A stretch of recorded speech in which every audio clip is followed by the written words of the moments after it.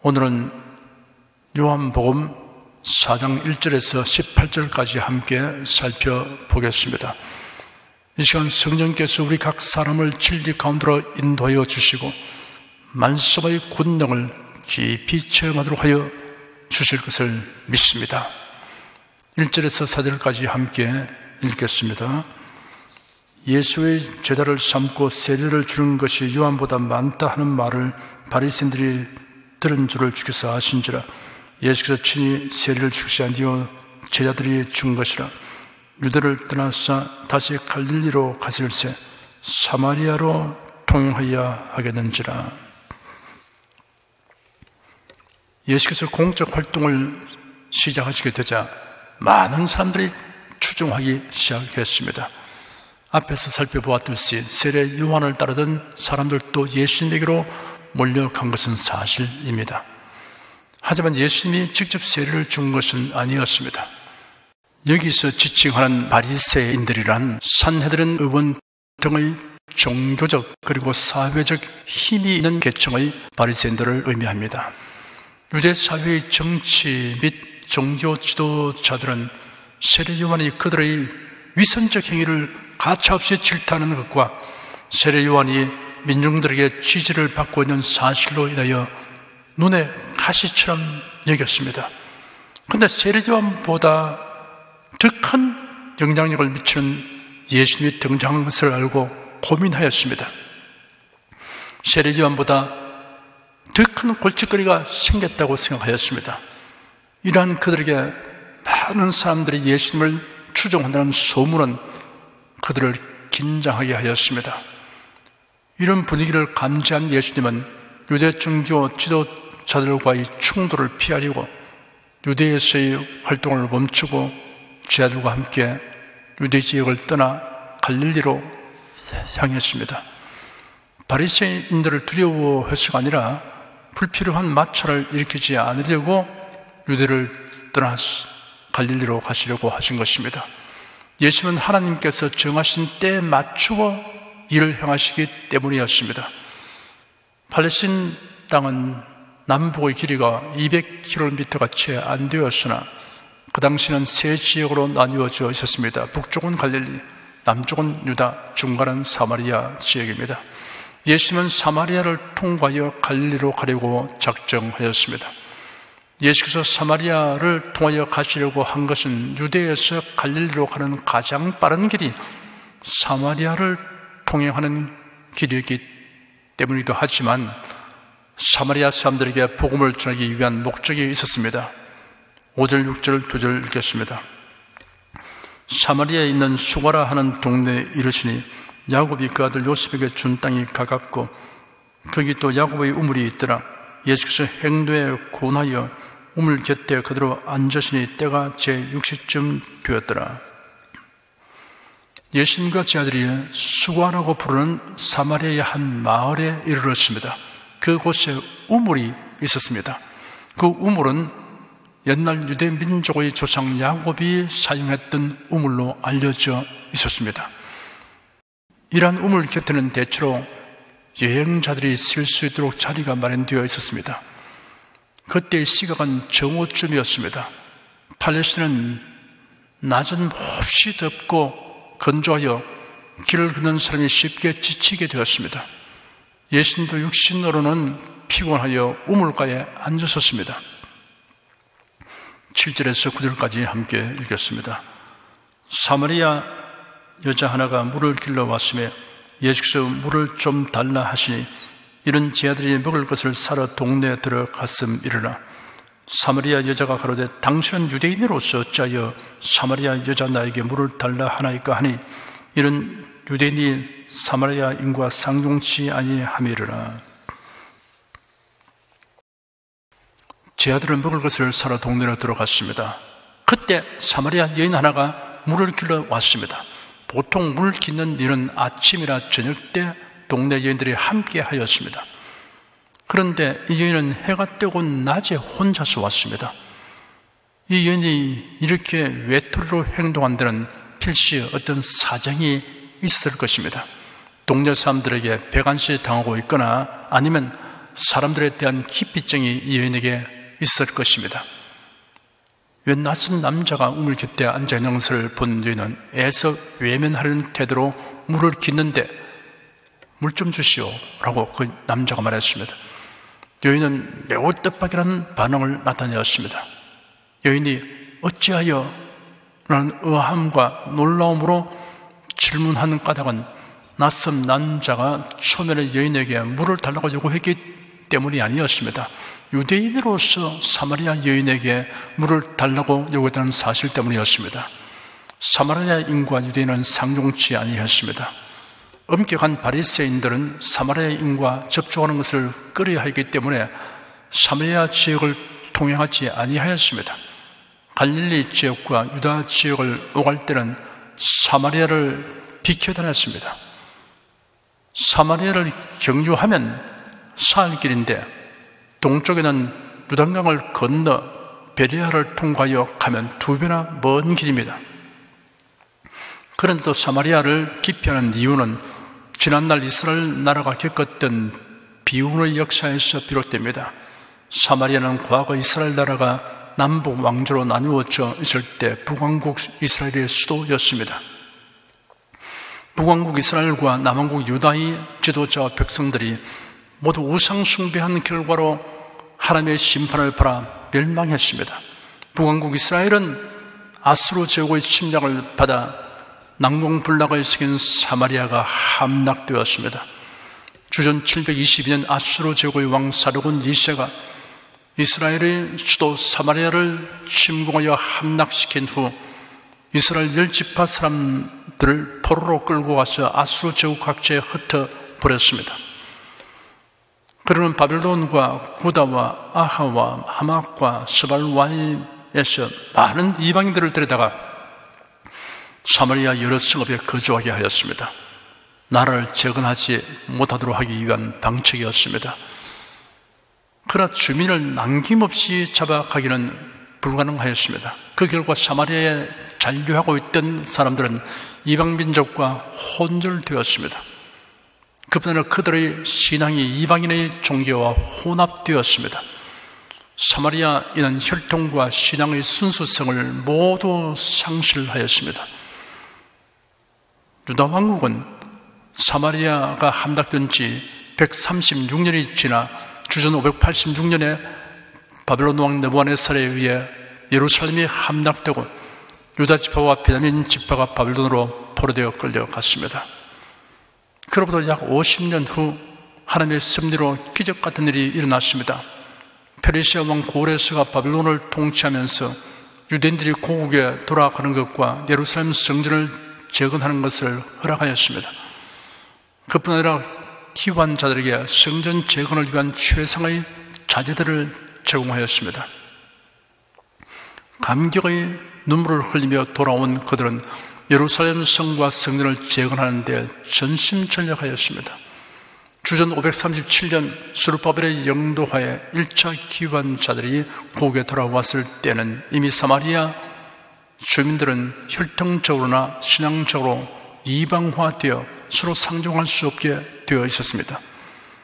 주전 444년경 느헤미야를 필두로 3차로 기환한 유대인들이 성전 건축과 성벽 수축 공사를 할 때 사마리아 사람들이 참여하려고 제의하자 이를 단호히 거절하였습니다. 바벨론에서 돌아온 사람들은 포로 생활을 하는 동안 천신만고를 겪으면서도 혈통을 고수하고 신앙을 지켰다가 고국으로 돌아왔는데 사마리아에 잔류한 이스라엘 사람들은 혼혈 혼합이 되어 있었으니 동적으로 인정할 수 없었던 것입니다. 그들은 사마리아 사람들을 경멸하였습니다. 이에 충격을 받은 사마리아인은 분격하여 유대인과 적대 관계가 되었습니다.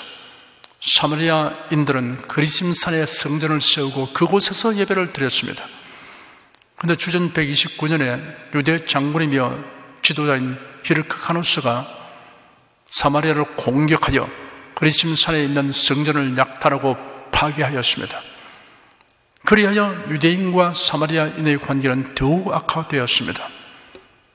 이러한 유래를 가진 어두운 역사로 인하여 유대인과 사마리아인들 간의 반목과 질서는 통행 문제까지 야기시킨 것입니다. 그러므로 갈릴리 거주민들이 유대 지역인 예루살렘 성전에 예배하려고 사마리아를 지나가는 것을 사마리아인은 방해하였습니다.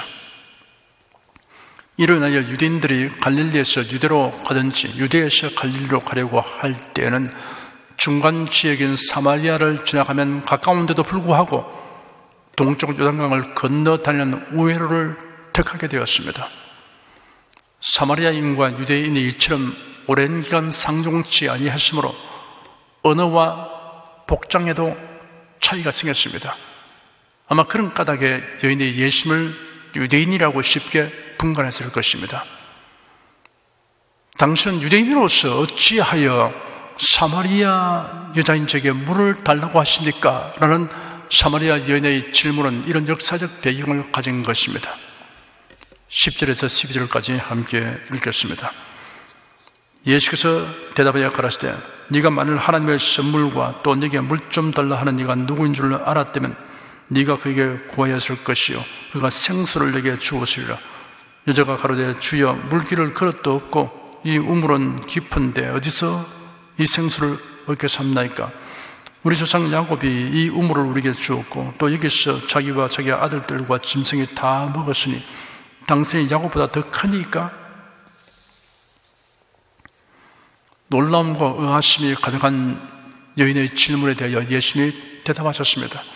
네가 만일 하나님의 선물과 또 네게 물 좀 달라 하는 이가 누구인 줄 알았다면 네가 그에게 구하였을 것이요 그가 생수를 네게 주었으리라. 사마리아 여인은 자기와 대화하고 있는 분이 메시아라는 사실을 모르니 그 말씀에 함축되어 있는 뜻을 알리 만무합니다. 여인은 예수의 대답을 듣고 생수를 단순히 우물에서 길어 올리는 물로 알고 주여 물길을 길어도 없고 이 우물은 깊은데 어디서 이 생수를 얻겠습니까? 우리 조상 야곱이 이 우물을 우리에게 주었고 또 여기서 자기와 자기 아들들과 짐승이 다 먹었으니 당신이 야곱보다 더 큽니까? 라고 되물었습니다.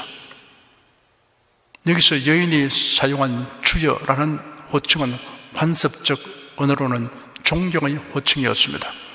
수가성 사람들이 사용하던 우물은 상당히 깊었습니다.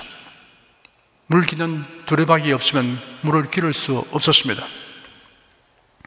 간혹 어떤 우물에는 염소 가죽으로 만든 두레박이 비치된 곳이 있으나 대부분은 없었습니다. 그러므로 사람들이 여행할 때는 보통 동물의 가죽으로 만든 주머니를 소지하고 다녔습니다. 우물에서 물을 길어 올리기 위해서였습니다. 여인이 보니 예수님이 물길을 그릇도 가지 않으셨고 이 우물은 아주 깊었기 때문에 자기에게 생수를 줄 수 있다는 말씀이 이해가 가지 않았습니다. 더욱이 예수께서 말씀하신 것은 생수입니다. 유대인들이 보통 말하는 생수 개념은 흐르는 물이나 솟아나는 물이었습니다.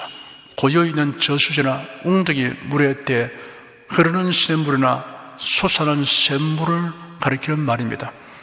우물은 지표로부터 스며들어 고여있는 물입니다. 이런 물보다 생수가 더 좋은 것입니다.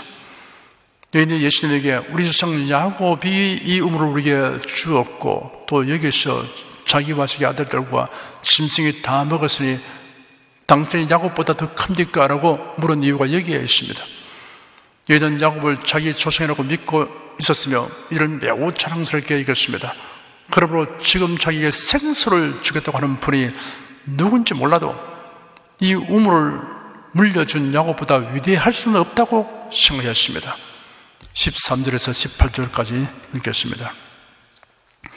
예수께서 대답하여 가라사대 이 물을 먹는 자마다 다시 목마르느니와 내가 주는 물을 먹는 자는 영원히 목마르지 아니하리니 나의 주는 물은 그 속에서 영생하도록 솟아나는 샘물이 되리라. 여자가 가로되 주여 이런 물을 내게 주사 목마르지도 않고 또 여기 물길로 오이도 않게 하옵소서. 가라사대 가서 네 남편을 불러오라. 여자가 대답하여 가로되 나는 남편이 없나이다. 예수께서 가라사대 네가 남편이 없다 하는 말이 옳도다. 네가 남편 5이 있었으나 지금 있는 자는 네 남편이 아니니 네 말이 참되도다. 예수님은 여인을 진리 가운데로 인도하시기 위해 대화를 이어갔습니다. 이 물을 먹는 자마다 다시 목마르느니와 내가 주는 물을 먹는 자는 영원히 목마르지 아니하리니 나의 주는 물은 그 속에서 영생하도록 솟아나는 샘물이 되리라. 이 말씀을 듣고 여인은 기이한 느낌을 받았습니다. 한편으로는 설레는 기대감이 마음을 채웠습니다. 아마도 놀라움으로 여인은 눈을 크게 뜨고 그러나 진지하게 요청했을 것입니다. 주여, 이런 물을 내게 주사 목마르지도 않고 또 여기 물길로 오지도 않게 하옵소서. 여인은 아직도 예수께서 말씀하신 생수가 무엇을 의미하는지 알지 못하였습니다. 과연 한 번 먹기만 하면 영원히 목마르지 않는 물이 있다면 얼마나 좋으랴. 물기는 일과에서 벗어날 테니라고 생각했습니다. 사람은 육신의 갈증을 해소하기 위해서는 물을 마셔야 합니다. 그러나 예수님의 말씀은 물을 마시려는 육적 욕구를 의미하는 것이 아니라 삶의 참된 의미와 가치를 추구하며 영생을 갈구하는 영적 욕구를 의미하는 것입니다. 사마리아 여인은 생수, 영원히 목마르지 않는 물, 영생하도록 솟아나는 샘물이라는 말씀의 참뜻을 알지 못하고 육신의 목마름을 해소하는 물에 집착하고 있었습니다. 영혼의 갈급은 세상의 것으로는 그 무엇으로도 해결하지 못합니다. 사마리아 여인은 가서 네 남편을 불러오라는 예수의 요청을 받고 나는 남편이 없나이다 라고 대답하자 네가 남편이 없다 하는 말이 옳도다. 네가 남편 다섯이 있으나 지금 있는 자는 네 남편이 아니니 네 말이 참되도다 하시는 말씀을 듣고서 비로소 깨달았습니다. 남편이라는 말에서 그가 즉시 생수, 영원히 목마르지 않는 물, 영생하도록 솟아나는 샘물이라는 말씀이 영적 갈망에 대한 해답이라는 것을 알게 되었습니다. 예수님의 말씀을 통해 볼 때 여인은 결혼하여 남편을 가진 적이 5번이나 있었고 지금 살고 있는 남자는 남편이 아닌 것이 분명합니다. 기구한 운명의 여인이었습니다. 그 사연에 대해서는 알 수 없지만 추리해 보는 것도 무익하지는 않을 것입니다. 만일 여인이 어떤 사연에 의해서든지 자신의 의지와 무관하게 5번의 재혼을 했다고 하면 단지 기구한 운명이라고 팔자소관으로 치부할 수밖에 없을 것입니다.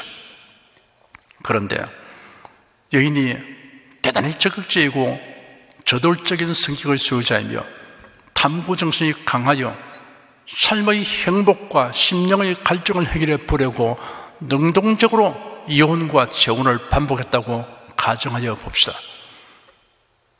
그리고 시공간을 비약하여 사마리아 여인을 오늘날 우리 사회에서 진실한 행복과 심령의 갈망을 결혼을 통해 해결받으려고 추구한 여인으로 유추하여 보겠습니다. 유추한다는 말은 어떠한 사실을 근거로 하여 그것과 같은 조건 아래에 있는 다른 사실을 미루어 헤아리는 것을 의미합니다. 그 여인은 정치가의 아내가 되면 매우 행복하리라고 생각했습니다. 그래야 정치학도와 사유였습니다. 그 청년은 장래 정치가로서 무엇을 어떻게 할 것인가에 대한 포부가 확실했습니다. 바라는 대로 여인은 정치가의 아내가 되었습니다. 그러나 여인이 생각했던 이상과 현실은 깊은 간격이 있었습니다. 남편이 국회의원 선거에 출마하여 낙선의 고배를 마시게 된 때의 그 좌절과 허탈감은 형케 어려운 것이었습니다. 그러나 다음 기회에 재도전하여 기어코 당선의 영광을 누리게 되었지만 임기가 얼마나 빠르게 지나가는지 눈 깜빡할 사이에 지나가 버린 것 같았습니다. 이제 여인의 눈에는 사람이 사람으로 보이지 않고 모두 투표 용지로 보였습니다. 남편을 내주하느라고 얼마나 많은 사람과 악수를 했는지 손목과 손가락 관절에 이상이 생겼습니다. 사람들을 만나면 억지 미소를 짓느라고 애써 입이 다 아플 지경이었습니다. 정치인들에 대한 국민의 기대가 너무 큰 탓인지 대체로 칭찬보다 책망과 비난이 더 많으니 편한 마음을 가질 수 없었습니다. 사람들의 시선이 따갑게 느껴졌습니다. 여인은 고심끝에 중대 결단을 내리고 말았습니다. 사업가는 많이 벌든 적게 벌든 누가 책망하거나 비난하지 않을 것이라는 생각이 들었습니다. 살림을 살아보니 뭐니 해도 뭐니가 제일이다는 말이 맞는 말이라는 생각이 들었습니다. 여인은 곰곰이 생각한 끝에 사업가와 결혼했습니다. 그런데 사업이 잘 되는 것과 비리하여 남편이 집에 들어온 날수가 줄어들어 도대체 가정이니 결혼이니 하는 것이 무슨 의미가 있는지 의문이 생겼습니다. 반면에 사업이 안 되는 날에는 염려 근심으로 밤잠을 이루지 못하였습니다. 돈을 꾸리고 동분서주했습니다.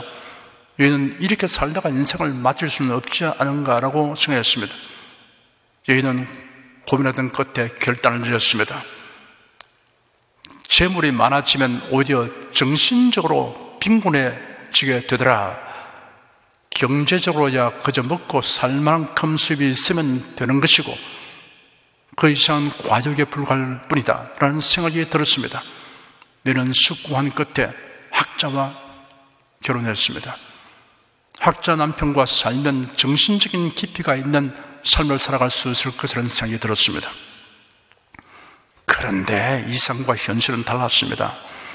남편은 집에 돌아오기만 하면 서재에 들어가서 밤늦도록 나올 줄을 모릅니다. 어쩌다가 대화할 시간을 가지게 되면 무식하다고 핀잔만 주었습니다. 자존심이 상할 대로 상하게 된 어느 날 저희는 결단을 내렸습니다. 이제는 마지막으로 내 인생의 행복을 위해 용기를 내어 새롭게 도전해 보아야지 산과 강이 어우러진 풍치 좋은 곳에서 자연과 더불어 살았으면 좋겠다는 생각을 하였습니다. 엄마야 누나야 강변 살자. 떨리는 반짝이는 금물의 빛, 뒷문 밖에는 칼리프의 노래. 엄마야 누나야 강변 살자. 노래가 절로 나왔습니다. 강에서 고기를 잡아 먹기도 하고 시장에다 팔기도 하며 큰 욕심 없이 살아갈 수 있는 사람을 찾아서 결혼하려고 성했습니다. 그러다가 생각을 바꾸었습니다. 내 귀한 소라 껍질 바닷소리 그리우라는 프랑스의 시인 장 코크토의 시 한 구절이 떠올랐기 때문입니다. 기왕이면 좁은 강보다는 넓은 바다를 보며 사는 것이 더 낫지 않겠는가 하는 생각이 마음에 자리 잡았습니다. 그래야 어부와 결혼했습니다. 그런데 이상과 현실은 괴리가 있었습니다. 남편이 먼 바다라도 나간 날에는 돌아올 때까지 걱정이 되어 안절부절 못하였습니다. 마음의 염려는 짙게 덮인 구름보다 더하였고 근심의 파도는 바다보다 더 르릉되었습니다. 그보다는 고기 비린내 맡기가 역겨웠습니다. 너희는 또다시 결단을 내렸습니다. 기왕 내친 김에 새로운 길을 다시 한번 모시게 봐야겠다. 내가 왜 저런 생활을 생각하지 못했던가. 돼지는 거짓이 없다. 땀 흘린 대가를 얻게 해주며 심은 대로 거두게 할 것이니 흙과 더불어 사는 생활이 가장 순박하고 정직한 생활이 될 것이라는 생각이 들었습니다. 짐승도 기르면서 각종 과일 나무도 심어 갖가지 꽃을 즐기고 탐스러운 열매를 수확하고 계절의 정취를 만끽하며 살아야겠다. 그래야 농부와 결혼했습니다. 그런데 이게 웬일입니까? 이상과 현실은 너무나 달랐습니다. 풀과의 전쟁에다 벌레와의 전쟁까지 치러야 했습니다. 손을 떼어야 할 일이 어찌 그리 많은지 계절의 정취를 맛볼 길도 없이 해가 바뀌어 갔습니다. 여인은 최후의 결단을 내렸습니다. 농부와 작별하고 더 이상의 결혼 생활은 포기했습니다. 지금 살고 있는 남자는 여인의 이런 전력을 알고 자신이 정녕 행복하게 해주겠다고 하지만 이런 아무도 그의 바라는 것을 충족시켜 주지 못할 것을 알았기 때문에 결혼하지 않은 상태로 함께 살고 있었습니다. 여인의 위치에 모든 인생들을 놓고 생각한다면 반드시 남편이라는 대상으로 한정할 이유가 없습니다. 사람들은 행복과 심령의 공허를 채워보려고 온갖 시도를 하고 있습니다. 그러므로 여인의 모습에 모든 사람의 모습이 오버랩됩니다. 어떤 화면 위에 다른 화면이 겹치면서 먼저 화면이 차차 사라지게 되는 것과 같이 그 여인은 다른 이가 아니라 바로 그래도 밖에 있는 사람들의 모습입니다. 예수를 믿기 전의 우리 모습입니다. 독일의 시인 괴테는 자신은 한평생 행복한 적이 없었다고 솔직히 실토하였습니다. 사람의 심령에는 세상 것으로 채울 수 없는 갈망이 존재합니다. 학문, 종교, 과학, 정치, 예술 그 어느 것도 인간의 영혼이 갈망하는 것을 채우지 못합니다. 지위, 권세, 명성, 재물, 쾌락도 인간의 영혼이 갈망하는 것을 만족하게 하지 못합니다. 성자 어거스틴은 하나님을 향하여 창조된 우리 영혼은 하나님 안에서 쉼을 얻기 전에는 평안이 없나이다 하였습니다. 영혼의 갈망은 하나님께서만 충족하게 할 수 있습니다. 하나님은 구세주 예수 그리스도를 세상에 보내셨습니다. 예수 그리스도는 대속의 죽음을 죽으셨고 죽음에서 부활하셨습니다. 그를 믿는 모든 자의 구세주가 되어 주십니다. 예수 그리스도는 그를 믿는 모든 자에게 생수, 영원히 목마르지 않는 물, 영생하도록 솟아나는 샘물을 주십니다. 예수 그리스도를 믿는 사람은 이 생에서 어떠한 처지에서도 죄사함 받아 의롭게 되었으며 영생을 얻었으며 하나님의 자녀가 되어 천국을 향하여 나아가고 있습니다. 세상이 주지 못하고 빼앗아가지 못하는 이런 행복을 누리는 자가 된 사실을 생각하면 세상에 사는 동안 어떠한 부족과 곤란이라도 다 극복할 수 있으니 할렐루야 찬송이 저절로 나옵니다.